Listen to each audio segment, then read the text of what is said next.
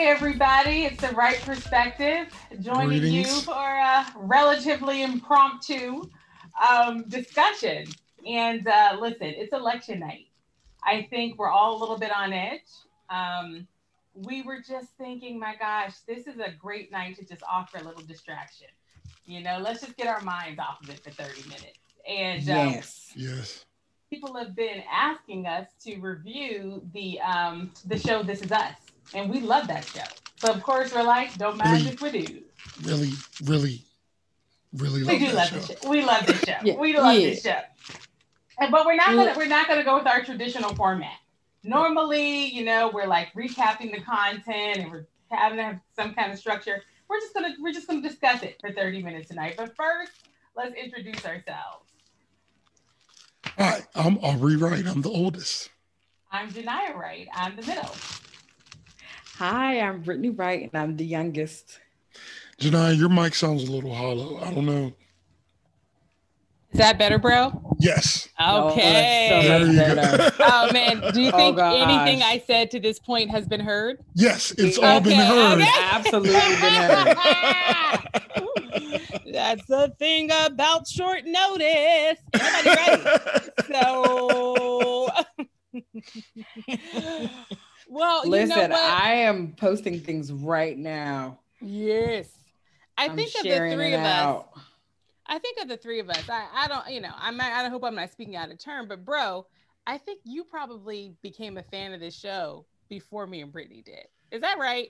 I think so. I think you should kick us off. It's not. I think so, sis. It's not. Were you on from the beginning? I've literally loved this. So I was just late, which is again, it's a trend. Yes, it's a trend because I certainly didn't. I don't think I don't know if time. Brittany should have got quite as offended as she did, but no.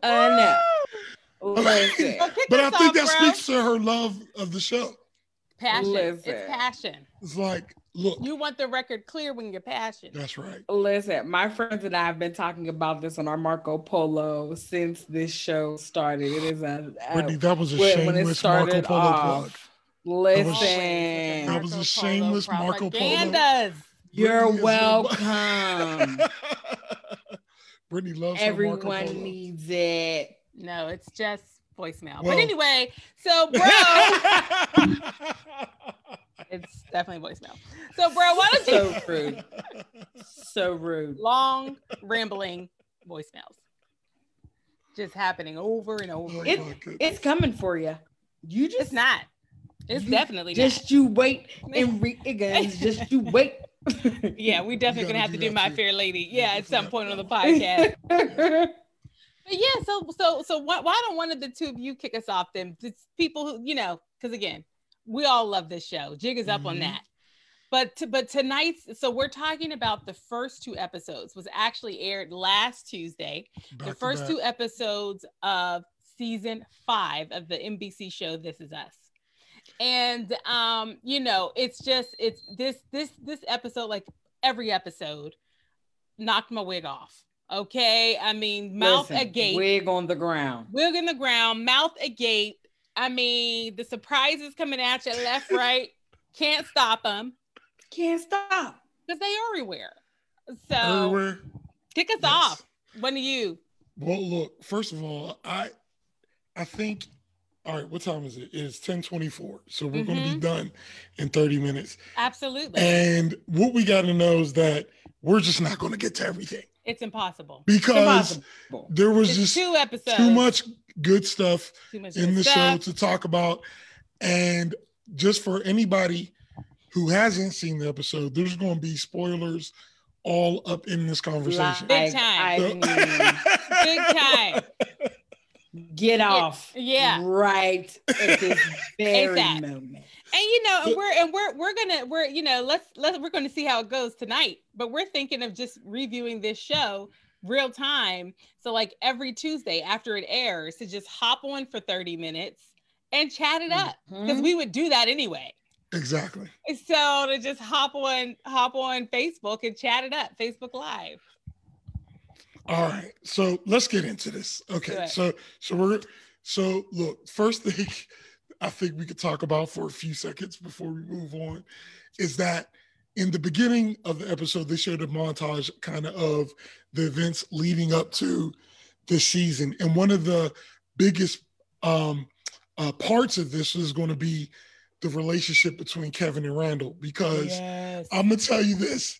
And when I watched, if you saw the last season, you know that they wrote a serious argument for these two. I'm talking about like they legit. You're each looking one at of the them, screen like each one of them could have never talked to the other one again based on what they said. Yeah, and you'd be like, meh. Yeah, exactly. And so I thought how they were handling Kevin and Randall's relationship through these first two episodes was incredibly interesting. Yeah. Because, of course, they said these things to each other. Kevin said to Randall, "The worst day of my life is when they brought you home." And it's like, how do you know that? Because you came home that same day. Which makes it even worse. Which makes it even worse. Oh my God. It really makes it worse. It's like, dang. And he's basically saying, you are the through line for my life that is all of the bad things. Awful. I mean, it's a really extreme and awful thing to say to a sibling. And Randall had just said to him that he is basically incapable of having any type of real relationship. That is something that is not even possible for him. Yeah. And so he also basically said he was a horrible actor. Yes. He said every time you're relating to people, it's a shallow performance. Just that like when you're acting or something like that. So this episode kicks off with him accepting the news, with Kevin accepting the news that not only is what's her name? I'm blanking on her name. Kevin's fiance. What's her name? We'll call her Kate's friend. Because it's going to come to me as soon as Melissa? No. Melissa? I don't know. Somebody look it up. But anyway, I'm looking it up now.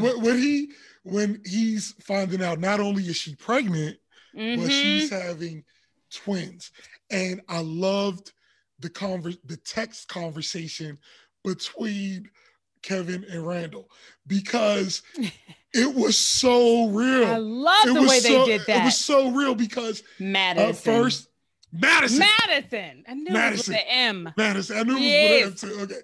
So Randall was texting, and I just really want to get your guys' thoughts on this, because I thought it was great. So well done. Because Randall was texting, he was starting off with heard the news, the normal, positive, of reaction, and then he just deleted it all, like, and sent the news with like, heard the news, congrats, and he did the congrats with the period, and I've tried to, and that period really makes it dismissive, like, it's like, this is a cursory communication, right? And in fact, I didn't even type in. Not real. My texting program autofilled this for me. Right, exactly. I don't even care. It can't even be an autofill, because autofill will put an exclamation point after congrats. It's not even an autofill. Right. That's right. You had to delete the exclamation and put the period. That's how serious that period is. Yeah. You put it at the end of congrats. And then Kevin responded in the same way. He was going to respond with like the normal report. And then he just deleted all, responded with the thanks with the period. So how did you all, I felt like that was one of those subtle things that This Is Us does that was such a huge, set off of the whole episode. Yeah, I loved it. I thought it was so good. The other thing this show does such a good job of is marking time. And it's like, it's so obviously 2020, in every single way, but even just in the way that they're texting as like they're, I'm sure there was a time in life where if your sibling was having a child, even if you were on bad terms, the minimal communication would have been a curt phone call. And now our minimum communication is a curt text. And so it was also just about marking this moment so deep, in the way that we communicate right now. It's so deep. It's on levels. It's levels. It's levels. It's so many levels. And they did such a great job of capturing the moment of Corona, because they're deep into. Oh, they did such a good job. I love the way that the show is going on right now. So it's like you feel like when you're watching it as if you're watching a documentary on a family that exists somewhere. Shout out to the writers. The writers adapted immediately. They did. How did they do it, sis? Immediately. I was just going to say that snap is my new favorite thing in life.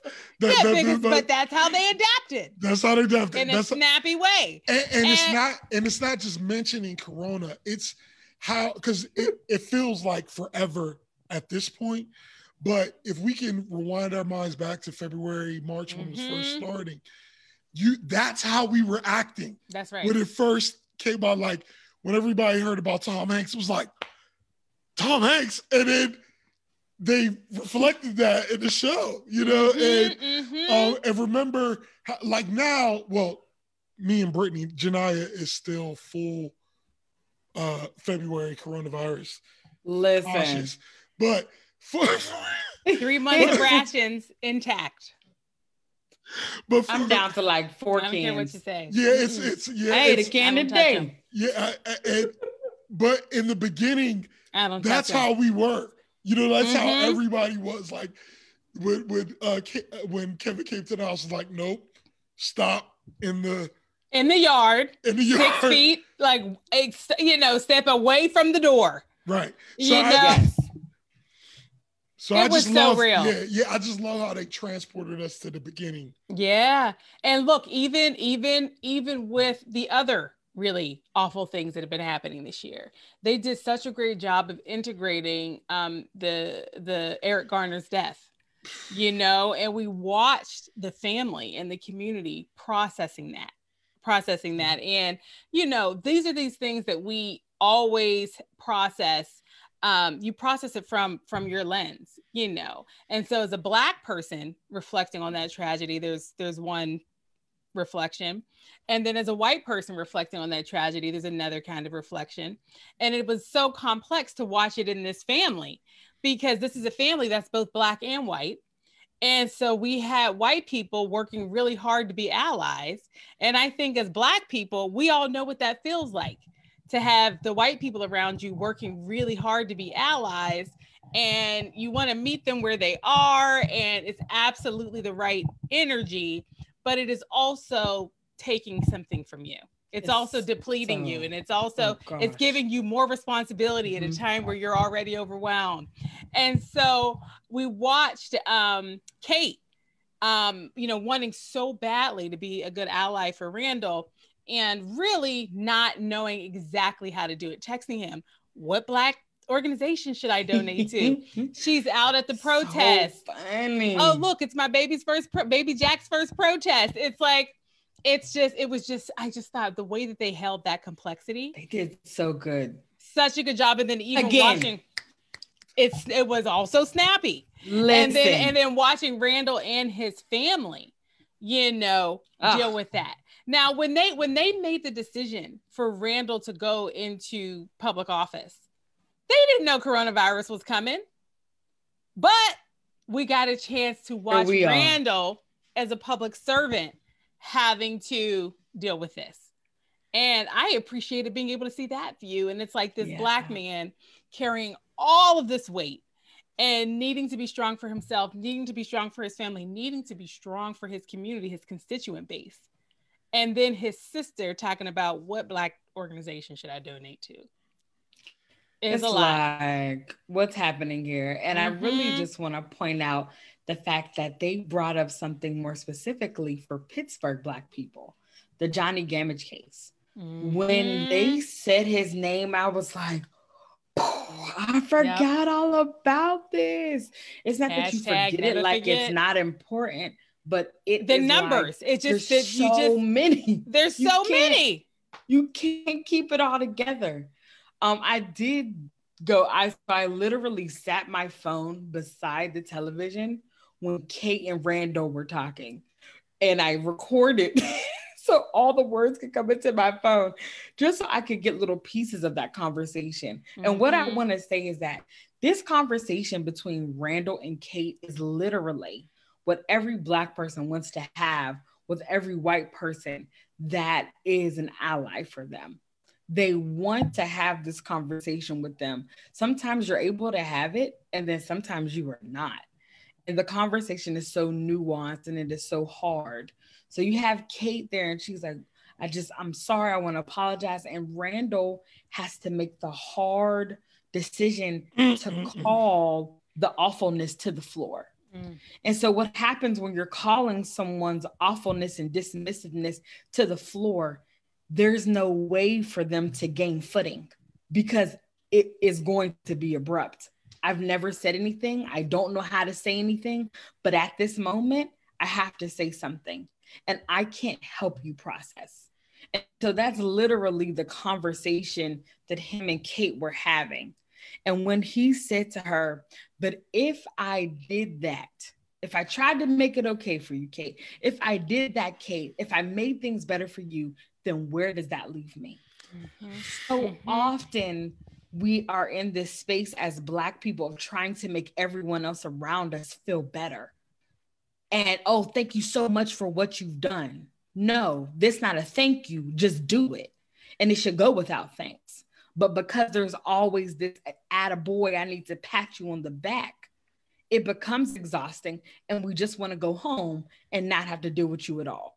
And so having him have to say that conversation again, as he was continuing, he said, Kate, it is exhausting. I'm exhausted. Him saying that was the sentiment for those of us who are Black in the United States of America, around the world, but more specifically because of this show in the US, of everything that is going on. And the fact that people think that it's new. He mentioned that as well. He said, this stuff has been caught on camera plenty of times. For you to say that it's new, that it's different, it's not. This has been going on. So I just think that that conversation was so pivotal. It was done so well. And for Kate to represent the people that have to say, nothing can make this better right now. What I've done, how I've been, how I've processed, I just have to sit in it. I just appreciate them writing that, because the truth of the matter is this is a multicultural audience watching this show with all different belief systems. So for them to have to encounter that part, those parts, I just appreciated This Is Us for having that. It was so definitely. Huge. Definitely. I don't know if it was quite this deep in the writing. I don't know. But one thing This Is Us pays a lot of attention to is details of, like how it feels to be in Pittsburgh, how it feels to grow up in Pittsburgh. And the thing is that based on our school system and how close our neighborhoods are and stuff like that, all of us grew up around a very diverse group of people. Like we all have friends from all different types of backgrounds that you could think of because of how and we didn't think it was unique. We didn't think anything of it, but it's just moving outside of Pittsburgh, you start to see that that's not common, at least not on the level that we experienced when we were growing up. So I say all that to say, we have a lot of relationships with people who truly love us and love you. And that's the thing about the conversation between her and Randall, is that she loves Randall with every ounce of her being. And so when she's looking at him, she's not trying to placate him. She literally just can't relate. And she didn't know that she couldn't relate. And I'm just saying that all of us, and I don't want to make, go on this tangent too far, but all of us between our personal conversations have all been in that circumstance where it's like, this person loves you, but they just don't have the ability to kind of see where you're coming from. Mm-hmm. And I'm just saying that conversation, I felt, just like Brittany said, was masterful in the way. And look, and at the end of it, you see what they said to each other. I love you. I love you too. I love you. And it wasn't, there wasn't no, it was the truth. That was the truth too. It's like, and because I love you, I have to bring you in to this pain. I have to. You got to start seeing that you're missing it. And just like Brittany said, I just thought that conversation was masterful. And it was great that they picked Kate. I mean, there was obviously a lot of white characters they could have picked in the show to actually hold that kind of like, enthusiastic allyship. Yeah. But they chose Kate, and I'm happy they did, because Kate is a character that we're all protective of. We're all protective of her. We're protective of her because if you're a fan of the show, you know that girlfriend's been through some things. She has. Okay. I mean, she has had to be a survivor. She has had to overcome.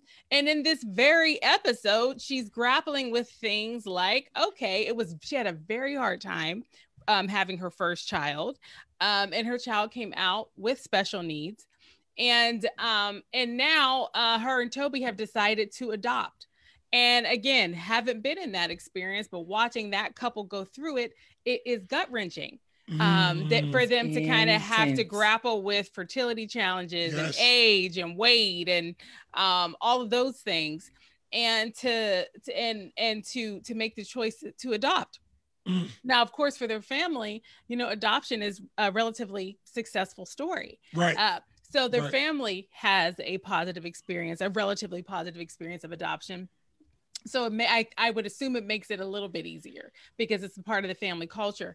But at the same time, it's not what Kate or Toby would have wanted as a plan A, and we watch them own that. Right. The other thing that we're dealing with, and again, the show dealt with it last season. We didn't talk about it in episodes 1 and 2, but it's there. It's Toby losing weight and Kate still struggling with her weight.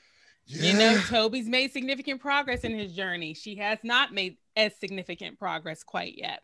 And on top of that, her friend, I done forgot her name again. Madison. Madison, who she met, Millie. Madison, you all may recall, she met Madison in a overeater support group, and Madison is as skinny as a rail. And so she's dealing with food related challenges in a way that's very different from what Kate deals with. And so they struggled in the beginning of their relationship to grapple with that. They made it over it because they understood they had different issues, but they had issues and they were partnering and supporting each other. And it blossomed into a really solid friendship. Yeah. And now her friend is not only pregnant with twins, accidentally, by the way, pregnant with twins. This friend is pregnant with twins by her brother, aka like her best friend, her other best friend, because listen, let's just go ahead and say it. Kate and why can't I remember his name? What's the brother's name? Kate and Kevin clearly are closer than Kate and Randall or Kevin and Randall. The two of them, they're very close. So she's also dealing with that. And on top of that, their mom is slowly losing her memory. And Kate, of course, because she lives with a level of vulnerability because she's dealing with so much and has always dealt with so much, and is frankly more raw in the morning of the death of their father, which was long ago, than the rest of them. Now she's also dealing with her mother losing her memory, and Kate can't have to deal with that. So we're protective of Kate for all of these reasons. So true. And they chose that character. And I'm happy they did that because I felt all of the emotions I feel when I'm dealing with a white person in my life that has the absolute best intentions, loves me, but is absolutely not saying the right thing at all and not being helpful. And you saying that, Janiyah, I think it's so important to say that it doesn't dismiss what's going on in Kate's life. That's right. It doesn't dismiss all the things, because oftentimes that's the argument. Well, I've had a hard life. I've had these things. I've had. No one's saying that you have not. but you have space for that to be acknowledged.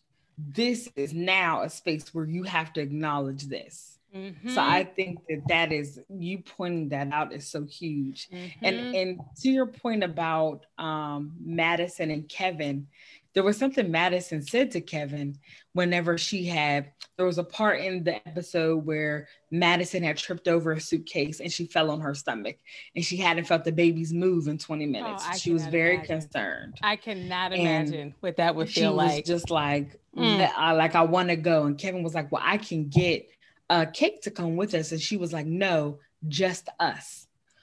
When she said that, it made me think about how the word us, as you grow up, it changes, it morphs. So at one point, it's your family, it's your siblings, and then you date and you get engaged and you get married and you have kids and it becomes us in the other sense. So it makes me just think about how these different us are like multiplying and how they're showing themselves and how they're showing up. You have Kate and Toby and Jack, and then you have now Kevin and Madison, and you have Rebecca and Miguel, and you have Beth and Randall and their children.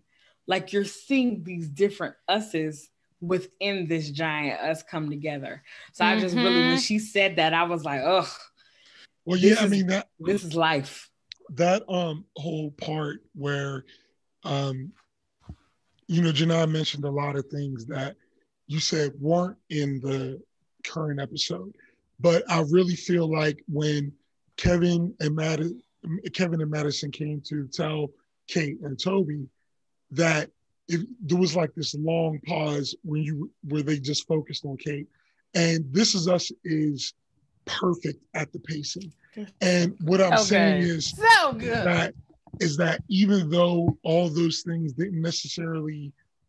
weren't referenced, it was like you could see her running through every thought that both of you just said. That's right. In that moment of just sitting there. And she came out on the other end like, well, congratulations.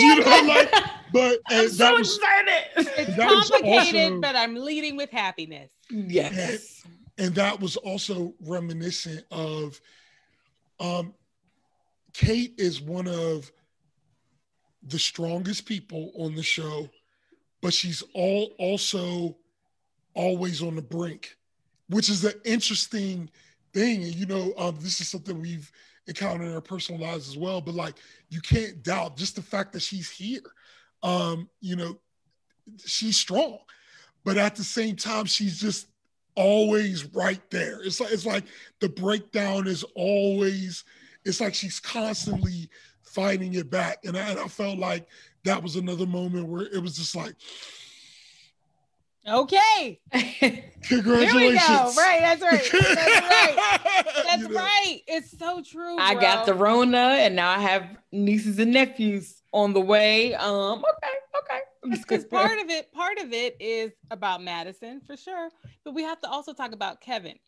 Now, we have to remember Kevin's story. He truly is living the experience of what we would just call as like the embodiment of like white male privilege.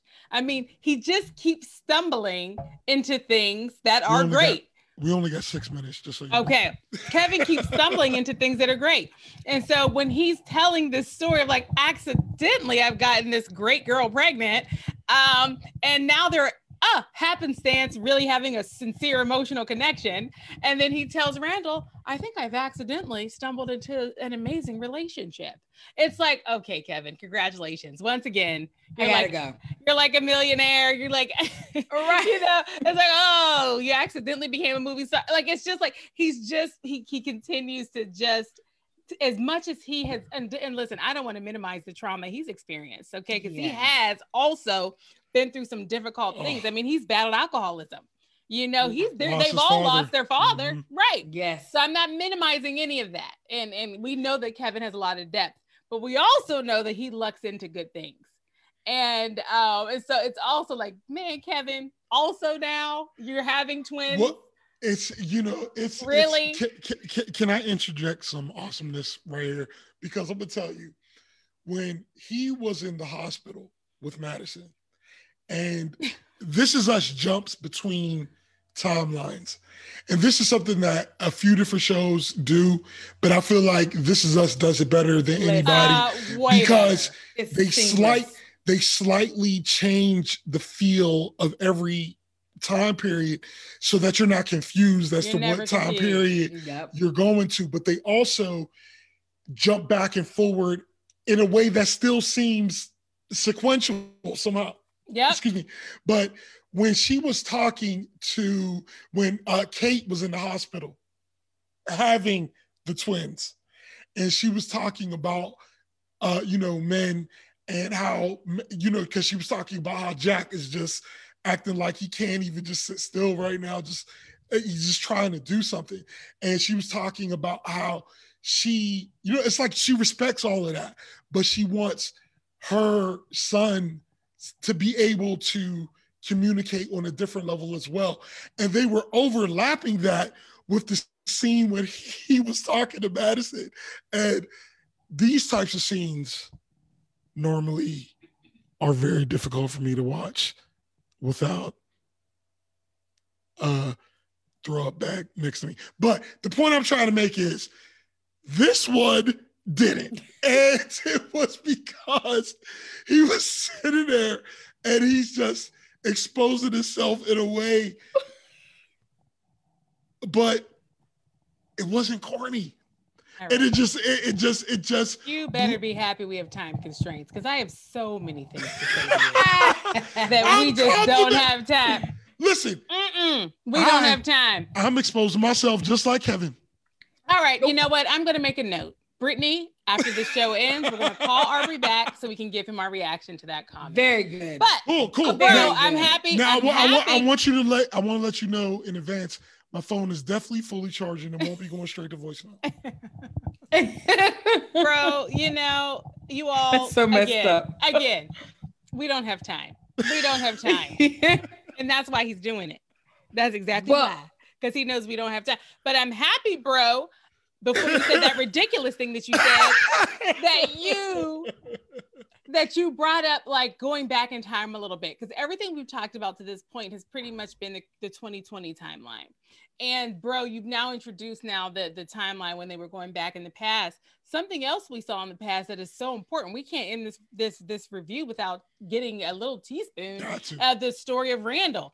I mean, part of the setting for this whole episode was that it's the 40th birthday for the big three. And Randall makes a comment like, this may not even be my birthday because I don't even know what happened. I may never know what happened. And so we get a chance, and we have seen snippets from, from that epic story of William, Randall's father, taking him to the fire station, watching the fire chief bring him to the hospital, watching watching the White family take him home. We've seen that snippet, but we got to see a little bit more this time, and we got to see a little bit more, and we learned a couple of important things. We learned that Randall was conceived and born in love, complete and utter love, and I think we knew that, but we didn't get to see it. And that's because, and I'm not cutting you off, but that's because the way that This Is Us framed it, they made us believe that, that possibly his mom was a drug addict, but they never said that. They never, but it was just how they presented it. You didn't really know how. You didn't know. You didn't know. And what I love is that they made his mom, and listen, I'm sure we're going to see more of her, clearly. But she was such a complex woman. In the matter of just a few scenes, the writing so brilliant. We learned that she was a woman that was celebrating and leaning into her Blackness politically. We learned that she was a woman that had been a drug addict and was struggling with it, and had been clean, and was owning that she was on her journey. She had been clean before she got pregnant. She remained clean during her pregnancy. She conceived her child naturally at home, and the pain took her back to drug addiction. And not even addiction. Not even a moment. Because it was just one thing. a moment. And let me just say, they did a wonderful job, because even after she ended up conceiving the baby at home, you know, William's like, let's please go to the clinic, please. And she was like, I don't want to go there because they're just going to judge me, you know. And I was so happy they did that, because that was a very important message about the experience of Black people in healthcare. You know, that you can't even just go in with your issue. You have to go in and navigate America to get your issue resolved. And it doesn't matter what level of education you have. It doesn't matter how you show up. It doesn't matter what it is, but you still navigating all of that. And then we have the metrics to prove the fact that our experience is always not the same. And so there she was in pain, birthed a child in her home, and this the thought of the shame that she would experience at the clinic kept her at her house. Can you see? That's how bad it would have been, because she didn't feel like it. And so he ends up getting her some drugs so that she can just deal with the pain of the birth, and she overdoses. And the paramedics come and they're about to call Child Protective Services. William gets that baby out, because early on while she was pregnant, she had William promise, listen, if something happens to me, you make sure my baby has a family, you take care of my baby. And so when she was there laying on the ground overdosed, we all thought she was dead. And William got out of there and kept his promise and made sure that baby got adopted. And what did we see at the end of the episode? This is, again, wig knocked back on the floor. She didn't die. She didn't die. William clearly thought she was dead. We all thought she was dead. Listen, let me tell you something. They did some Game of Thrones. Yes, they did. Yo, witchery on us at the end of that episode. I don't know. And when they showed that she was still alive, I'm gonna tell you this. All I know is I don't know how they're going to bring it in, but I do know it's going to be brilliant, and I cannot wait. If my mind is racing about the ways they might bring her in, you know, because Randall in this episode going to be the janitor at Randall's school. What if she's his therapist? Because you know he's going to go look for a Black therapist now. I was like, well, you know, they would never. She's his therapist. They would never do anything that obvious, because This Is Us puts the stories together in these intricate ways. Yes, you're right. That you can't guess it. You can't guess it. You can't debunk it after they show it. So you're like, all right, that made a lot of sense. And however they're going to do it, it's going to be wonderful. I'm going to just let y'all know. If Randall gets to meet his mom, I might have to pause the show or something and just allow it to... you know, I will lay on the ground. I might not be able to take it all at once. I might have to I might have to give it a moment to settle it, because that is going to be a heavy. Listen. And look, and the last thing, there's so much we could have said, but the last thing I want to say is, we didn't even talk about the mom and her losing her memory. We didn't talk about that amazing conversation between Randall and Malik, where Randall is having realizations about his upbringing based on the relationship with him and with Malik and his father. We didn't have time. But look, I'm gonna tell you this: there are no weak points in this cast. Period. I used to think, I'm not gonna lie to you, I used to think that the actor who played Kevin, I used to feel like he wasn't pulling his weight. I did feel that in the early seasons. I'm not gonna lie. I just felt like he wasn't bringing it. I don't feel that way anymore. I feel like now I agree with you, bro. But there were definitely, if we had started this review earlier, he was the one to me that I was like, they could have casted someone stronger. But listen, he's the main reason I'm half crying now. He's really bringing the complexity. Because the thing is that, and I echo what you're saying actually, but I feel like it was a choice. I feel like him acting in a way that is kind of fake, that was showing who he is. It was showing him as this very shallow person. So I would be surprised if it wasn't a choice that, yes, this is how I am all the time. Because we all know people like that. Yeah. Who are in real life, and it seems like you're doing a bad acting job in real life. You're right. You're right. Like I don't know who wrote this, but you're not conveying it with the appropriate level of emotion. Oh, there was so much more we could have talked about. Yeah. But you know what? But the good news about this show is that everything that happened in this episode is going to circle back. So we will have a chance to hit these things we didn't get to hit in this 30 minutes. Brittany, can I see that snap one more time before we hang up? What? Can I see that snap one more time? Listen. That's good. That sums it up. There are two things. I'm not leaving before these two things are said. I'm ready for the two things. I'm ready. I'm ready. How the love of a parent surpasses ethnicity, culture, all those different things, and how their desire for their children to outweigh them, outgrow them, outdo them is a desire for a good, healthy parent. And even for those, and I can't even say that, right? Because you have Randall's mom who said, if I don't make it, you make sure this child is raised in a good home. You had Jack's father who said to him, I was praying that my sons would be better men than I was. Then you have Kate and Toby. And Toby was like, well, how can I help you, Kate? How can I make this better? She said, I have to just sit with this. He said, well, you know what? We're going to make sure our children are better. Like there is this sense of where I got it wrong, I need for my kids to get it right so that the generations after that don't have this same situation going on. It's just rectifying that they want to happen. And I really believe that we would be remiss if we didn't continue to talk about, if we didn't just graze over Beth at the end when she was speaking with Randall. And the level of love in that relationship. This relationship that we saw in the past season that looked like it was about to end. That we went through a really hard patch. To see Beth encourage Randall in this way, to see her be concerned about him. It is something where they're amazing. Yes, they're amazing.